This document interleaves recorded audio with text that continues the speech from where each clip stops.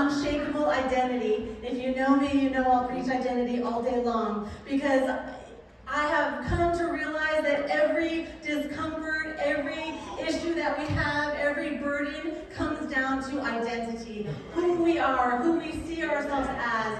So this morning, I want to encourage you to remember that we have got an unshakable kingdom. Amen. That we belong to the Father, and we have an unshakable identity. He didn't come to stay in the manger, or to stay on the cross, or to be far away and one day coming back. He came for sinners, he came for us, and he's coming back again. Amen. We come from a spiritual, broken family tree, right? But we've been grafted in. After 400 silent years, God showed up. He spoke to a man named Zechariah. You heard Pastor preach about him. And Zechariah was an old man. In the natural, nothing he heard from the heavenly being would make sense. He was an old man. His wife was an old woman. I can imagine them doing the same thing every day, right? Packing a lunch. She walked him to the gate. He went to his job at the temple. He was a good man. He did his job. He went to the temple hoping his ticket would be called. And it was a long life. He had never been called.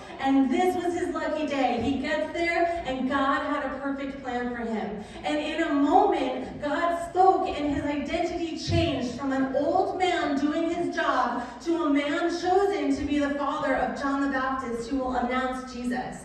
And I love the verse in Luke where an angel comes to Zechariah and says, you're going to have a baby. You're going to be the father of John the Baptist, who will have one message: repent and turn to Jesus. And Zechariah says, nope. Because he didn't know what his identity was yet.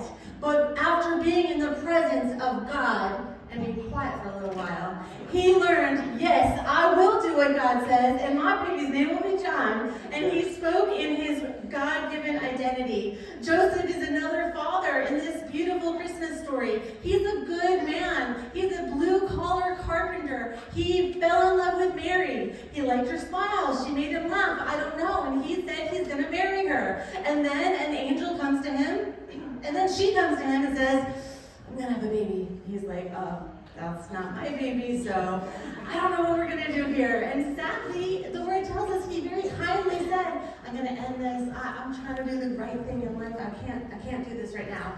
But an angel shows up in his dream and says to him, Joseph, you're going to have a baby.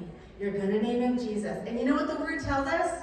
Joseph didn't wake up and talk to his brother or his father or go to the temple. Joseph got up, and the word says he immediately took Mary and went to Bethlehem. He immediately moved because his identity as a good man doing the good thing, waiting on God, changed in a moment in the presence of the Father. You hear what I'm saying? Yes. So to live in this unshakable kingdom, we have to remember that we have an unshakable identity. It doesn't matter where you came from, where you grew up, what your parents are like, what your birth story is, right? It doesn't matter what you have done or what has been done to you. When we come to Christ, Corinthians tells us we are a new creation.